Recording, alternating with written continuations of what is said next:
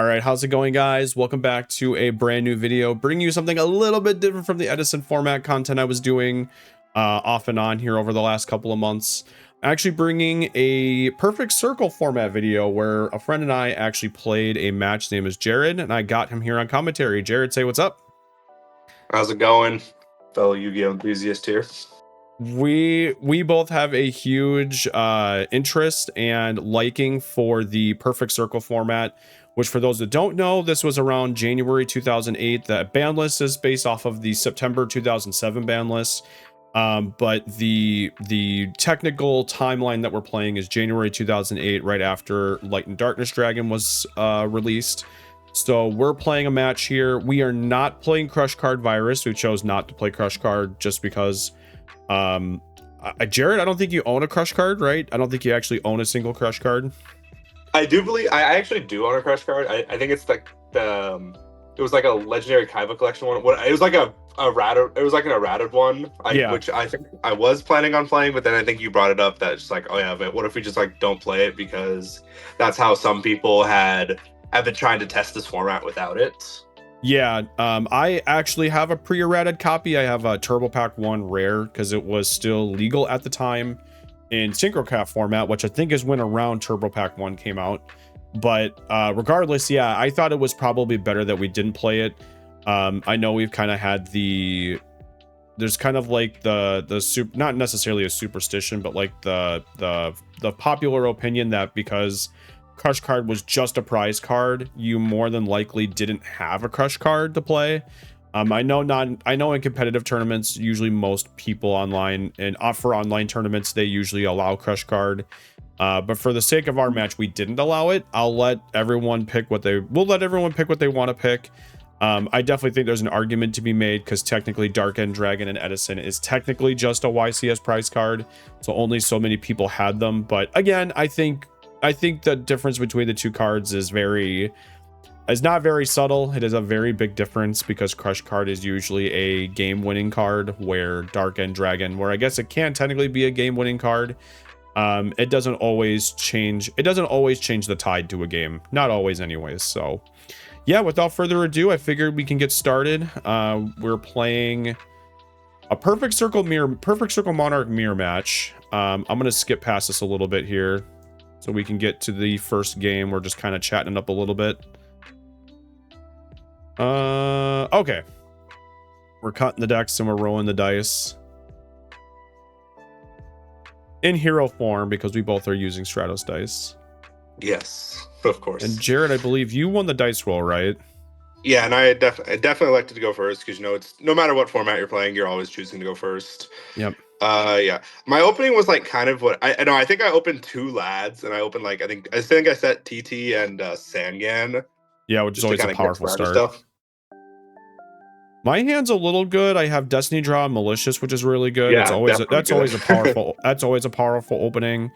We draw into Fearmonger and Spirit Reaper. So right now we're holding on to 3 monsters. So those two and Spell Striker, which, it's not really doing a whole heck of a lot. It really doesn't do a whole lot. So we have Trap Dust Shoot and Mystical Space Typhoon and Brain Control. We set the Trap Dust Shoot, and I believe that is Spirit Reaper we set, and we pass the turn. So standby, we Dust Shoot. Yeah, your hand was really good. Yeah, double lad with Spy, Ryza, and then this hand becomes really bad after you Dust Shoot away the Ryza. Yeah.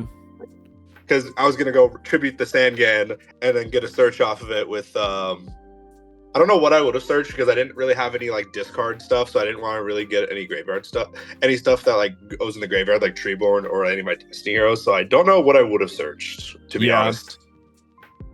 Something that I don't think I compute with is that you passed without setting the Spy. I think it was I guess I'm so used to Go format to where if I were to set the Spy, I would be afraid of a knock. While Nock's not really played, at least in the main deck in this format. So, which I really should have. And then, you go Stratos and I think not setting the Spy was a really, really good. That was a really good thing not to do. Because I don't know what I would have had, or like what I could have had, like if I had an early game Ryza maybe.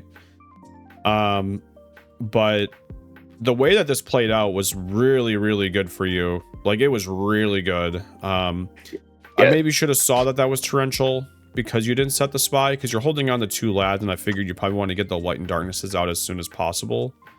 Yeah, but this worked out so well for you. Yeah, I think my choices in that Sandgan search, where I think we're down to Spirit Reaper and like Card Trooper. Yeah, and I like to go with the Card Trooper because I think I just wanted the damage. While like because the thing, if I run into a back row, then at least I get a card draw off of the Card Trooper. Yeah, milling disc commander, damage. Milling disc commander off the trooper, by the way. Yeah, which that did turn out to be good. Also, something else I could have searched out the Sangad could have been the DD Crow to just get that malicious out of the graveyard. Yeah, because I don't know if you have a Monarch in your hand or not. So yep, that's true. My hand's a little. DD Crow on the main deck is pretty crazy. I think it's pretty crazy considering that like normally you wouldn't play it in the main, but here we are. We have so much stuff in the so much graveyard manipulation with like Disc Commander, Malicious, and Treeborn Frog. Yeah. I summoned Fearmonger here to try and just get over the Trooper. This Trooper is really putting in work. I don't really have like a clean way around it. So you Mirror Force the Fearmonger, which I realized was just like a giant misplay where, Dimensional Prison's legal in this format too. And I just feel like summoning your Fearmonger and getting that in is not something you want to be doing unless you have Disc Commander in the graveyard. And I think my goal was to try to get over the Trooper, and then I could use the Wind Blast that I have face down to send the Disc Commander, so that way I would have been good. But having a Mirror Force for the Fearmonger was really, really good there. So we get it in for 19. Yeah, rather than like setting the Fearmonger, you went into it and tried to attack it. So I like figured your hand wasn't the greatest because that just seemed like a weird play to do. So it's like, yeah, let's just Mirror Force it. And then I got 3 Mirror Force, and I still got 1900 more off of that. And then my mills I think were pretty bad. I think I milled like a Rhoda and like a DD Warrior Lady. So nothing I want in the graveyard really. No. But your Trooper has done almost half damage, like half of my life points. I'm at 42. It looks like, at least looking at your calculator. And yeah, hoy, man, like this is not going good. This is not going good at all.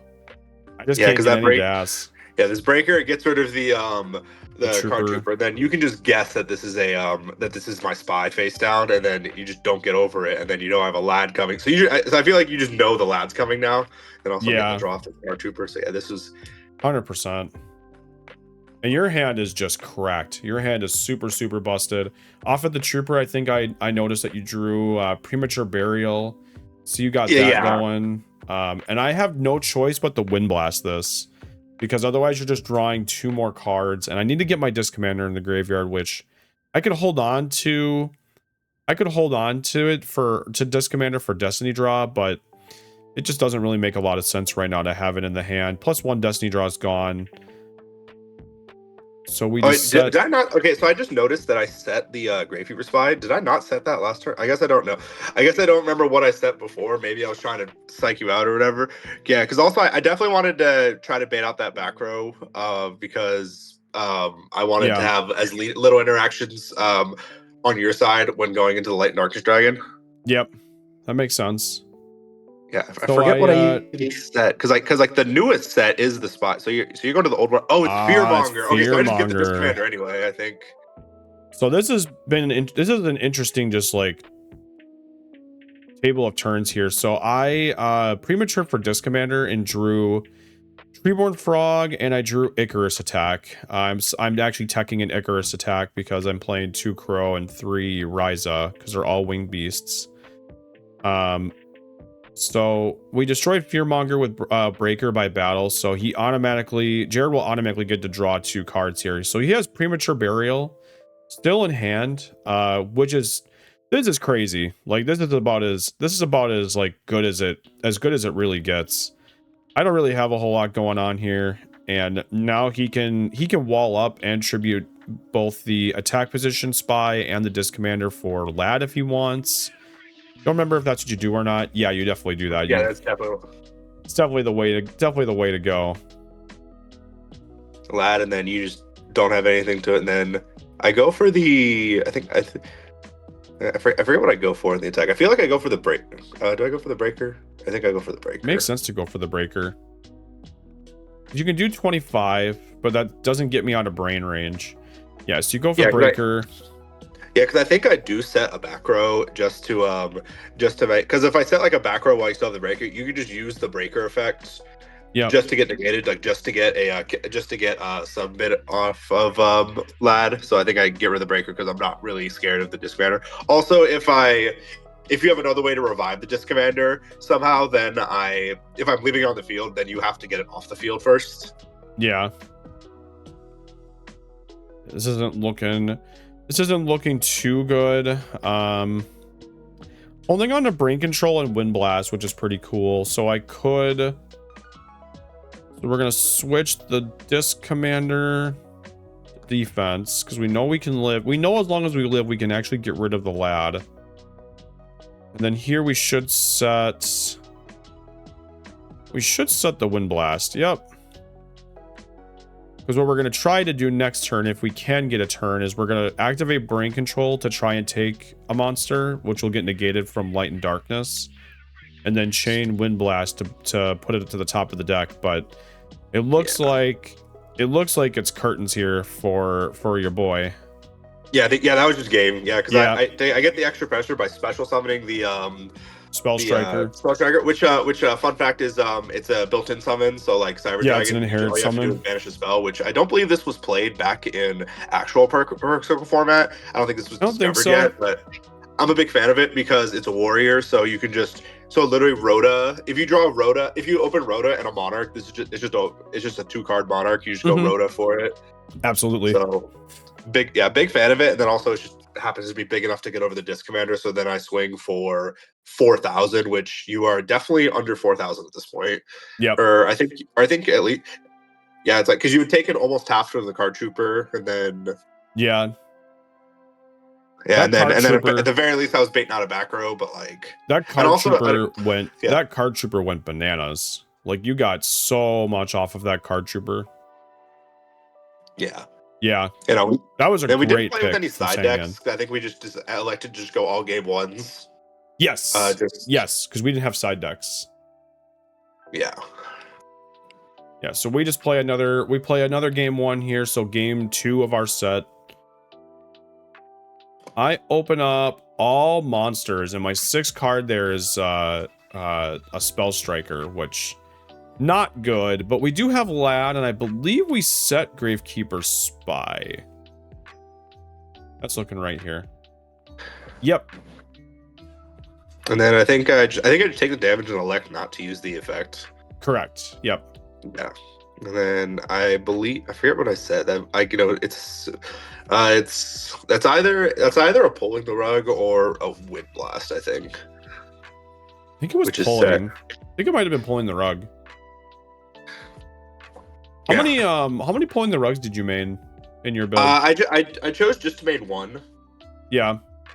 Which I think might be just normal going forward if this is a format that takes off, because this will definitely be a popular deck, but I don't know if it's popular enough to just main multiple. Yeah, I don't think so. So we drew for turn. I believe we drew Phoenix Wing Wind Blast, which isn't bad. I think I remember this game. I think I got my warrior lady stuck on the top of the deck. I think you're for quite right. a few turns. Yep, there's Trooper coming down.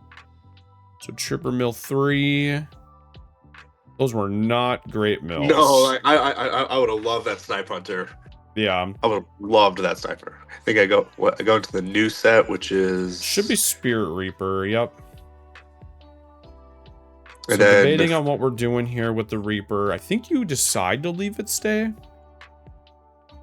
Yeah, I don't remember. Yeah, I think I wanted the bodies because Card Trooper is 100 more than Spirit Reaper, so yeah. Because you would have to, because these spies can't out it, so right. So I think I just elect to leave it and just like see what happens because you didn't drop a Monarch yet, so. But you do have the Wing Blast, which was very unfortunate, and discarding Malicious. I put the was Warrior Lady back on top, or I put the spell. I put the spell or trap back on top. Oh, you put the back row, okay. Yep. Yeah, but that was still a very good Wing Blast because it's just. Oh, I do immediately DD Crow that. Yeah, at the end phase. Not having that. That was a good thing to do. Yeah, I think I had a second DD Crow, which is why I was like I was just like, oh, let me get this out of the way real quick.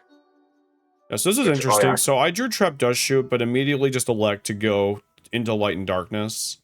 So I attack Trooper for 24 to do the damage. So now that puts you to 51, I believe. And then Trooper won't get its effect to draw because Lad will negate it. And then we set one and pass, which I think that was an awkward thing to do because you're at 4 cards in hand.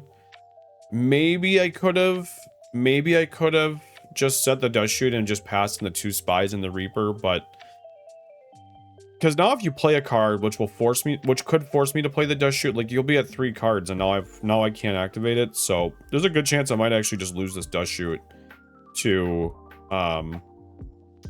there's a good chance I'm going to lose this Dust Shoot to from the Light and Darkness Dragon. Yeah, I'm definitely contemplating. So I'm going into so I'm using the Warrior Lady effects to to just get made out a Lad thing, and also I just did remember that it for some reason I thought Lad negate and destroyed, would be busted if it did. Yep. Yeah, so it's like oh, it just negates. So yeah, just attacking into the Spirit Reaper for free, just not taking any damage, and then just getting a free Lad negate off for it, and then just walling up really because I have guards. I think I have like Brain Control and MST in hand, so I just need this Lad to go away so I can start playing. Yeah, for sure. Yeah, it was actually really good because now Lad's at 18, and I think you just had set Gravekeeper Spy, which is really, really good. Because now I can't get over Spy with Lad. Yeah, I think I believe that was what happened. Holding on to Crow, Spell Striker, and Cyber Dragon. So you go to that. I use the effects, but I still die in battle. Yep. So you still take 300. We were checking on something because I think you were checking if it was during or like after damage calc where it triggered. Yep, and I think it's after. It is after damage. Yeah, so I'll take the 300 and then attempt to use the effect, which then Lad will negate. So now Lad's down to 1300. So now I only have to get one more. I only have to work through one more negate. Yep. Which is pretty crazy. Maybe it was the next game where my DD Warrior Lady kept getting stuck on the top of the deck. Yeah, I think it might have been game 3, which, by the way, spoiler alert, is game 3. Oh, yeah, this is game 3. But you decide to MST to negate the Lad, so it goes down to 800. So now even the Fearmonger in your hand can beat it. But now you can also Destiny draw the Fearmonger you have, too, because you don't have any Destiny heroes in the grave to send back. So now, or to get back. So now you can just Destiny draw this Fearmonger for no concerns. Yeah, which is I believe what I end up doing because I got the Spy out of my deck first, so I didn't draw it. Which I do play 3 Spy, but it's like I'd rather not draw a Spy. Yeah, so we draw Rhoda and Call. Those are good draws, I think. Yeah, because especially considering your card trooper mill in the beginning, like you have Snipe in there, you have Ariza. Yeah, so Rhoda. I think I just go for Stratos just to go for the card advantage. Yeah. Yeah. That's what it's looking like. Stratos probably searches like, I don't know, either Malicious or Disc Computer.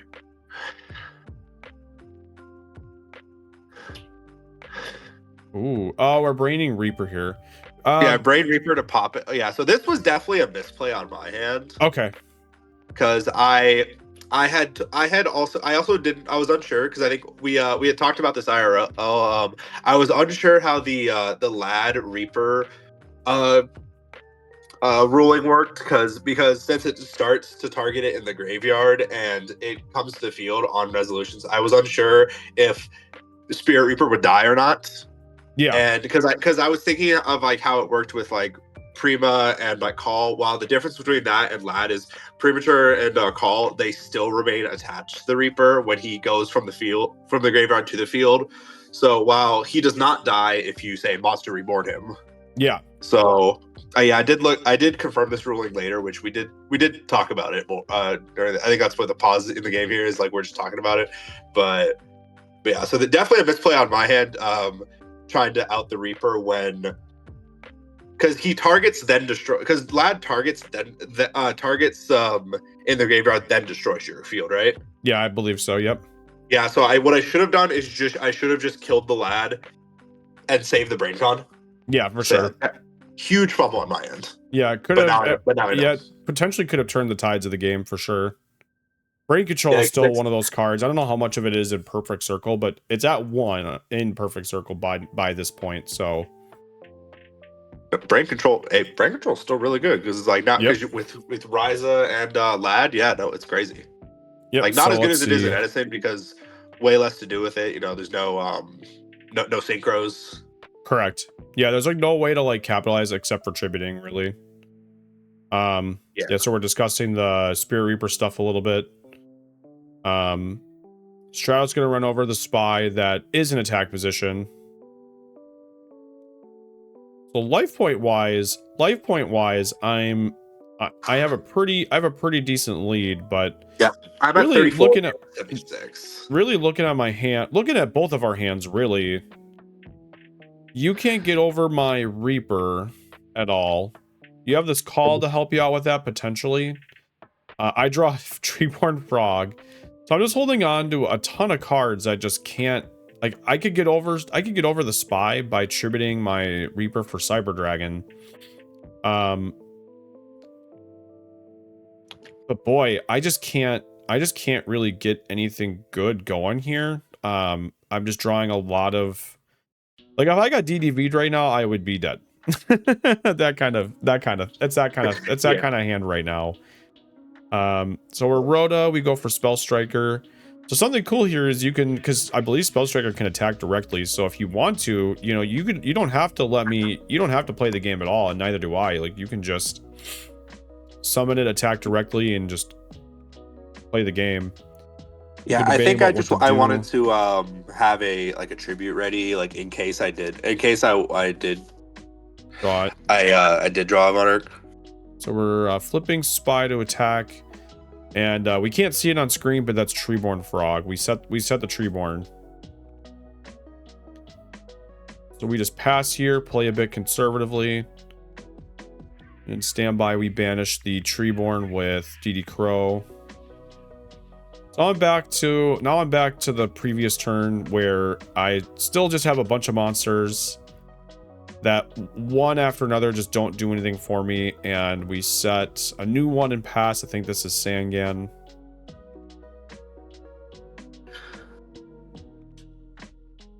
What am I looking for? I think I'm just looking what's in here because you have Call. I think you target Snipe Hunter here, and I'm like thinking to myself, I'm trying to be very proactive right now. You DD Crow, which was huge. Yeah, that was a big crow. Oh yeah, because I had Disc Commander in my hand because I was thinking about maybe setting the Disc Commander and then maybe trying to get it in the grave and just try to draw 2, but I was like, nah, that's a little too slow for my liking. So I was just like, let me go for the Snipe Hunter, get the Disc Commander in the grave, and figure out that part later, and just start trying to clear this field and start trying to play the game because I'm really behind right now, and because we're kind of racing just to draw like a Monarch first, really. Yeah. So you attacked my Sangan, my face down Sangan with Spy, and I'm kind of wondering what card I should be going for. I'm stuck between Trooper, Warrior Lady, and Fearmonger. Mostly because I'm holding on to Disc Commander, but Disc Commander can't do anything for me. I didn't want to go for Trooper here because most of everything that I could mill with Trooper, I actually don't want to mill. I'd rather see it in my hand. So really, I was stuck between Fearmonger and Warrior Lady, and no way to get the Disc Commander in the grave, so I go for DD Warrior Lady. Yeah, because all your stuff you want in the grave is banished right now. Yeah, and the one card otherwise I'd want to mill, which is the Disc Commander, is just chilling in my hand. The Torrential's a good draw. But now I'm looking to do the same thing here, looking to get a little bit more aggro.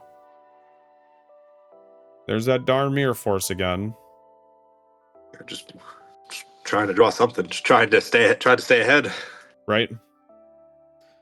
I So do draw Destiny draw, which is huge. It's like, all right, That's cool. huge. Like good thing I didn't discard that Disc Commander last turn.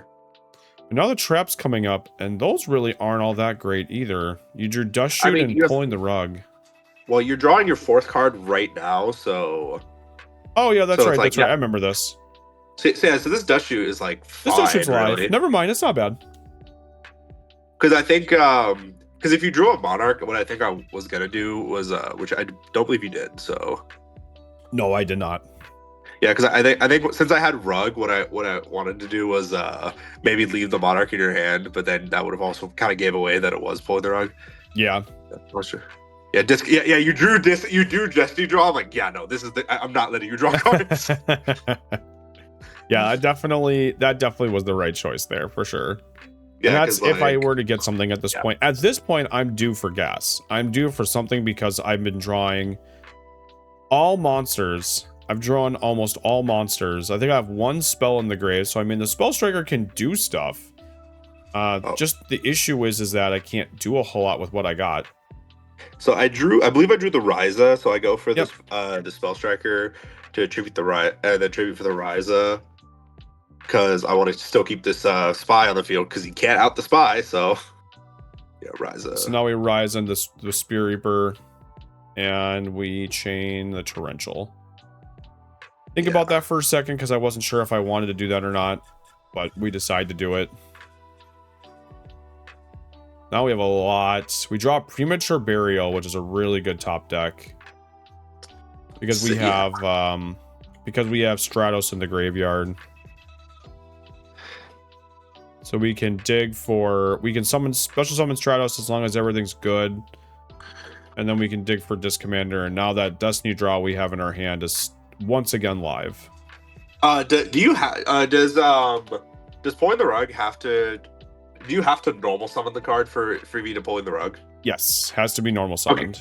Okay. Yep. I was unsure about it if it was like, oh yeah, if it's an effect that can be activated on normal summon, or if it has to be normal summon. Okay, that's why I didn't like Pulling the Rug here, because I was pretty sure that's how that worked. Is like that you had to normal summon it. Yep. So we attack for 18, which drops you to 16. And then we set the other tech card I'm trying, which is...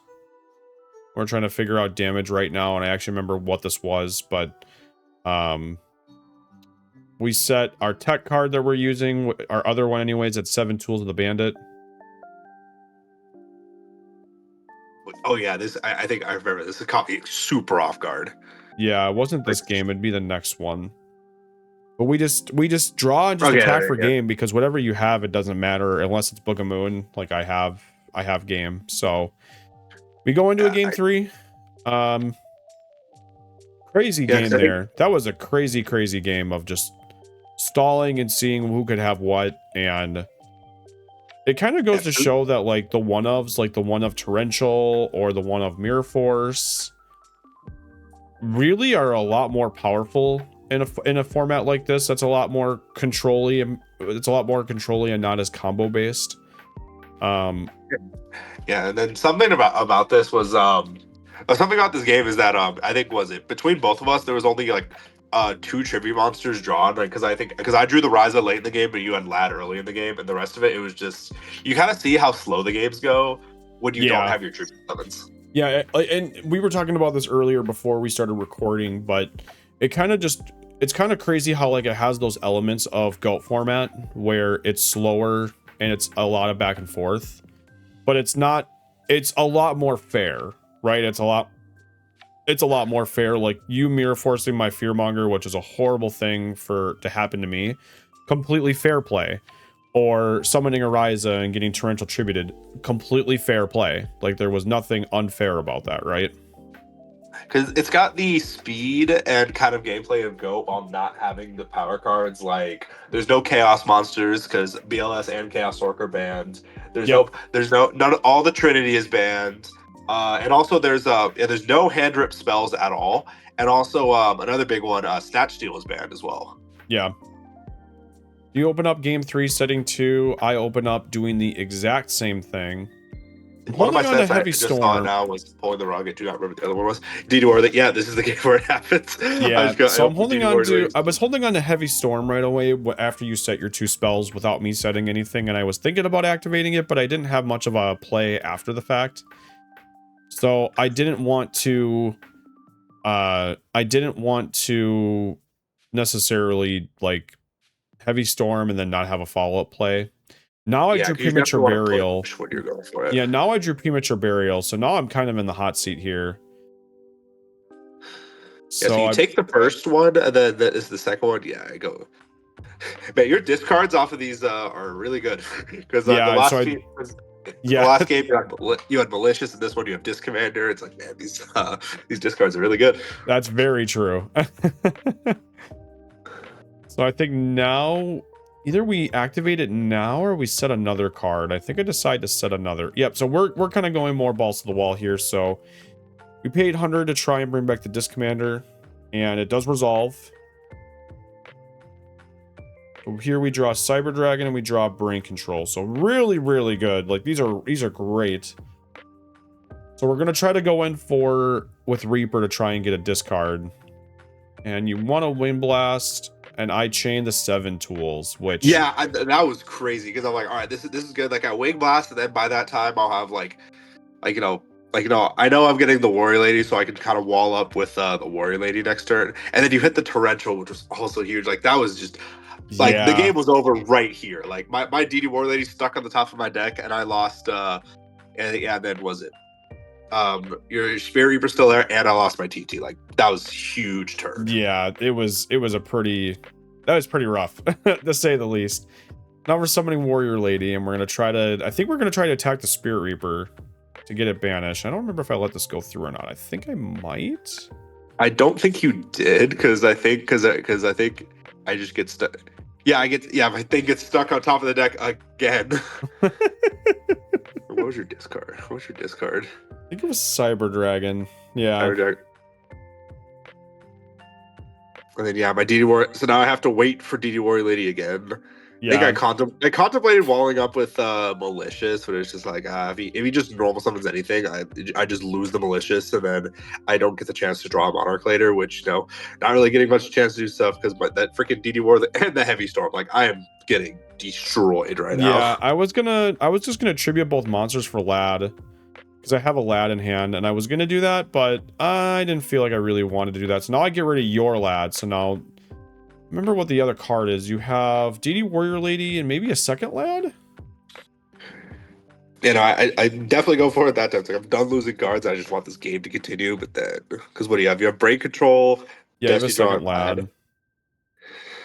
Yeah, you don't have a lot. You don't have a lot going on for you, and unfortunately, I don't too much either. I don't even know what card that is. Yeah, because you do. Oh, I drew card. Yeah, I keep seeing Card Trooper these games. Card Trooper's a great card. That was a better mill. I mean, you got the Disc Commander there. You wish you got the Fearmonger though. I wish I had the Fearmonger, and I wish I had the Riser because I still have that Malicious Engrave that I was just holding on to this whole time. Oh, it's Call. My God, yeah, no, you were just drawing so many. That was the second time you. Yeah, so there's a Ryza. And you drew Ryza, which is insane. Yeah, so here I see you're at 71. Was it? Yeah, I'm at. Yeah, even though I was technically losing a card advantage, like the. So I decided to drop myself to 800 by activating Brain Control and taking the Card Trooper, and then I mill 3. Don't think my mills were great. No, I hit Treeborn Frog, so yeah, mills were okay. And then I tribute both monsters for Lad, and then just swing for 28. So that drops you to 43. And then I set 1 in case you have something. So you have Malicious, and then you drew Crow, and then your other card is a Lad. So you're not sitting too good. We set and pass. So I drew a Ryza here. So I have a Ryza in hand, and I just drew a second Ryza. So I'm seeing curtains. Like I see where how we get game. So I tribute the lad over for Ryza, so that way next turn, depending on what you do, I can just Ryza that next monster. Yeah, because this is like, all right, I have to do this or else I lose. Because like I think I just do that. And I just wall up here because it's just. Yeah, and I think you decide not to set the crow because maybe it could help out in some way. So you just pass. I think you have to, which, you know, that because like I didn't really but yeah, because like that crow, I don't think was really doing much for the rest of the game because even though you had Treeborn Grave, that Call the Haunted wasn't going anywhere because you got rid of the lad. You had already used Heavy Storm. So yeah, and I got rid of the lad too. Yeah, so I think this game 3 like really shows what Perfect Circle is supposed to do. You know, I got to resolve both Call and Premature, drawing 4 cards off a Disc Commander. I didn't even get to play the Destiny draws. Like I just used Disc Commander solely to do all that work. But then I drew Lad, I drew 2 Ryzas. They were all live when they needed them to be live. I think that's the deck's supposed to do. So GG's on the match. Yeah, no, those were some good games. There was something we were talking about afterwards with what card is better if it's yeah, I think we're talking about it. We're talking, or no, wait, that's Icarus Check you're looking at. But we were talking about which was better between Wing Blast and Raigeki Break. We were both on Wing Blast because the idea of the deck is because Ryza does the same thing as Wing Blast. It's like, oh yeah, you're just putting all this stuff on your opponent's top deck and just forcing them into bad draws. But then there are some situations where like you would want Raigeki Break because you'd rather have the thing destroyed. Which I think currently I'm on team Wing Blast because if you just get that Wing Blast and Ryza loop going, like you just can't lose really. Yeah, I think it's really situational. I think something that like I'll just play this over again. I think something that like makes Wing Blast really good is when you couple it with Ryza to set 2 cards back up to the top of the deck. I think that's just insane. I think part of what made Warrior Lady, so like this game 3 where I kept spinning this Warrior Lady back to the top of the deck, I think that this was a good case of like why Wind Blast is like why I would be team Wind Blast versus team Raigeki Break. Because not only am I making you draw slow, but like I have ways to play around it. Like I think I have the, like in this particular instance, I have Light and Darkness Dragon in my hand right now. So like I could tribute both of these for Lad. And you're not going to be able to deal with it. Like your warrior, at least not with your Warrior Lady alone, right? Like just your Warrior Lady alone isn't going to be able to deal with it. And I think that that's kind of an important thing. Because that's where Wind Blast I think really shines, is that I'm making you play slow and then I'm able to draw answers to whatever card it is I'm Wind Blasting. I think that makes sense. I also think it makes sense that if I'm making you play slow, that advances my game state, like with Ryza, like double Ryza, one turn after the other. It's basically the same thing. It's really powerful in a format like this. I think it's really, really powerful. I think in ways Raigeki Break's better, but I think Raigeki Break it's like situationally better. I don't think it's like in general better than Wind Blast in this format. I think the thing with Raigeki Break, when going after back row, it's better. I agree. Because if you go like say. Because if it's a kind of a monster to monster interaction like DD Warrior Lady there, and like you know you have like the multiple, well in that case you also have the multiple ones, but like that one I would kind of have to do a reset of my turn, so I'm basically playing with a turn from a turn behind. But if it's like a back row or something that's like really impactful, like say like a Mirror Force or something, like a Mirror Force would have fixed that faster than DD Warrior Lady was to try to pick them off. Yeah, for sure. But it's like those situations is why I like Wing Blast a lot, because you go Wing Blast into Wing Blast and just keep making bad draws, and then I have to keep playing more cards and drawing these bad cards when I potentially have less cards in a hand than I did before, just make it even worse. Yeah. While like Raigeki Break, I can at least potentially draw another good card. Right. I agree. So yeah, I do, there are definitely merits to both. Like, I'm definitely willing to explore both, but I'm currently on Team Wing Blast right now. Yeah, I'm still undecided. I need more time to think about it, because like here, for example, here's here's a situation where I wind blasted a premature. I would have rather Raigeki break that, right? But that goes back to exactly what you're saying, is that if it's a spell or trap you're wind blasting, it better be a face down that's non-reactive, because it's going to continue to be non-reactive and it's going to slow the opponent down. But wind blasting a premature burial felt just so wrong. It felt so wrong because I can't you're going to get that premature burial back. Like, you're just going to redraw it and then be able to draw more cards. So it's more of like, it's slowing you down, but it's not slowing you down as much, and it's just not enough. Because also, I think also in that situation, I feel like I think funny enough, I think if you didn't know my hand, I feel like you maybe would have held that because you just knew I had Lad in my hand. So yeah. Because like, say if you didn't know, and like, I think you maybe would have saved it for like, I don't know, if like say like I had a Ryza instead, which is more likely for me to have. Yeah, for sure. So yeah, like I think yeah, in that situation, yeah. Funny enough, having the information was what made it, I guess, a bad, like not really a bad play because you had to, or else the Lad was coming down just unimpeded. Yeah, I was playing a little bit more urgent because I felt like I had to. So, something I kind of want to talk about here, and I think we both want to talk about it, is just that, like, just to kind of sum things up. First of all, we hope you liked the match. We hope you enjoyed it. But secondly, you know, in addition to really liking the match, this is kind of the format that I have been like wanting to play for a very, very long time again. I grew up on this format. This was January 2008, so I was 14. I was only 13 years old. Wasn't even 14 years old yet playing this format. I never got to play Perfect Circle because I couldn't afford Destiny draws. I couldn't afford Maliciouses. I remember all I had was like a beat up DMOC. I had one Dimension Fusion, one Jinzo, a Stratos, and access to some other cards, but like no Destiny draws, no Malicious, no Card Troopers. I never had any of it. So I played a lot of Diamond Do Turbo with trade-ins and plasmas and stuff like that. And I actually did well at a local. I went into the finals at a local and I got 2-0'd by a macro deck, which my deck doesn't do very well against. But I was really happy. I was really happy with the performance that it had. I have a lot of love for this format because there's so many other decks that you can play that are also they're just as fair. They don't have like sacky cards. Their strategy, like Volcanics are played, like actual Volcanics are played that have a really great strategy. Of course, Diamond Do Turbo, like I said. Gladiator Beast have a deck that's not at all at full power.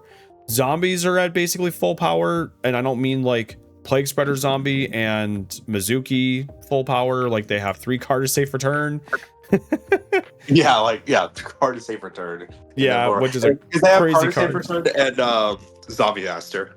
Yeah, and this is like a monster has to be in the graveyard for you to activate the effect. Like, you can just activate Zombie Master's effect, discard Pyramid Turtle, and if it's the only zombie, you can still special summon it.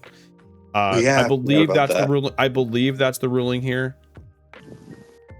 Yeah. So that this format is very it's like weirdly nostalgic for me, despite never playing it. Because when this format was happening, it was the beginning of 2008, so I was only 7 years old at the time. But something I did have, so I didn't play in tournaments until 2018. Like, I was a casual Yu-Gi-Oh player for most of my life. But something I did have, I still have to this day, and I still do play it. That's what's kind of inspired me to play this. Was I have the Yu-Gi-Oh World Championship 2008, which the timeline of that game is the perfect circle format. So I do play I just play like against like CPUs in that game, and then just also this deck this was just a deck that I just wanted to build like for myself, just to have, just for fun, because it just had some of my favorite cards. Like Light and Dark Dragon is my favorite card of all time, and like, you know, I love the Destiny Heroes. So it was just and then when Will told me he wanted to do it as well, like, that really inspired me, and it's like, all right, cool, I can actually play this format in person.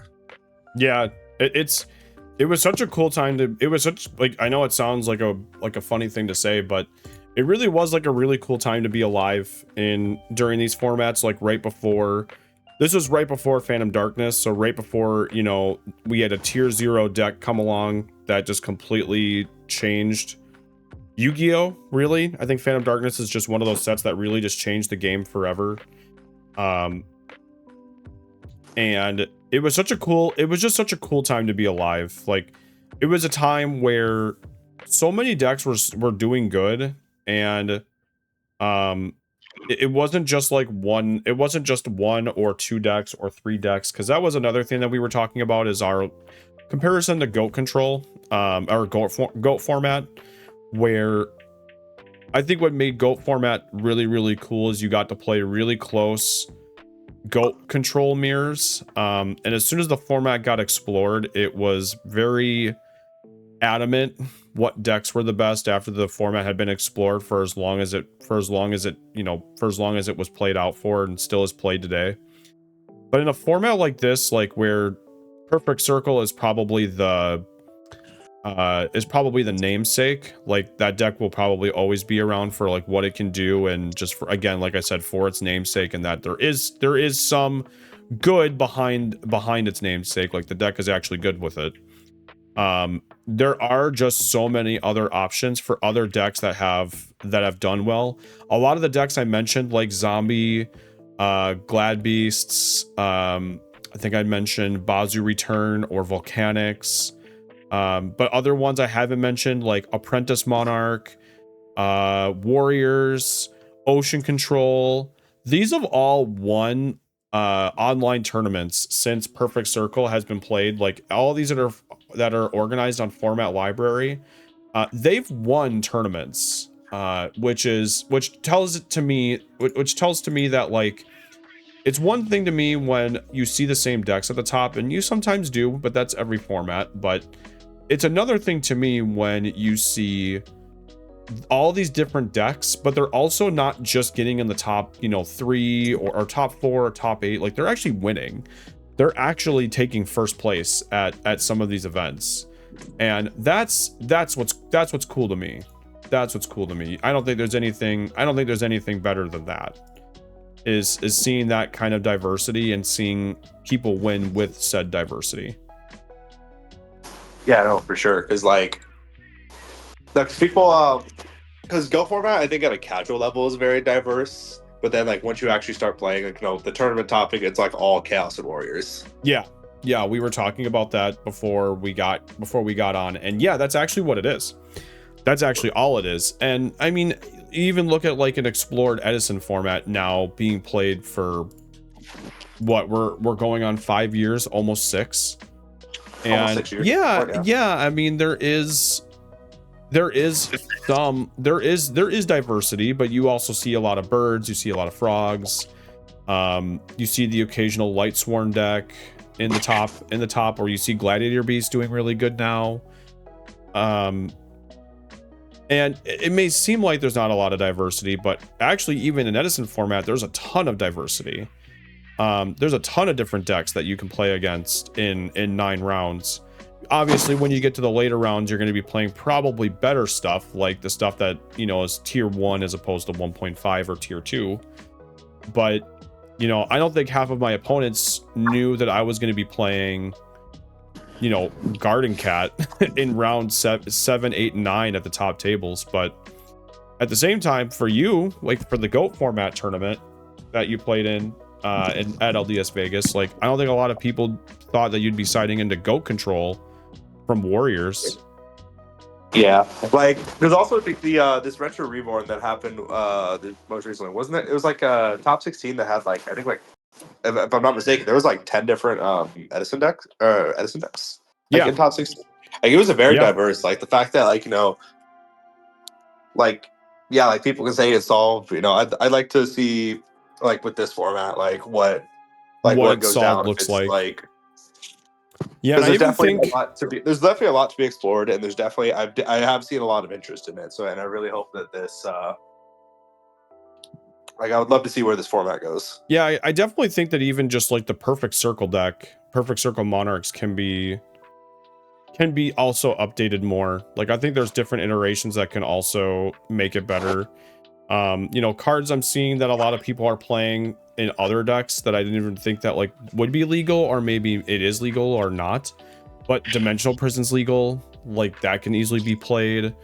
I was a little perplexed that Foolish Burial isn't played in a Perfect Circle deck, because you can Foolish for Treeborn or Disc Commander, which typically you want to D-draw for Disc Commander, but sometimes you need to see that thing in the graveyard, so, you know, because maybe you're holding on to a Fearmonger or something like that.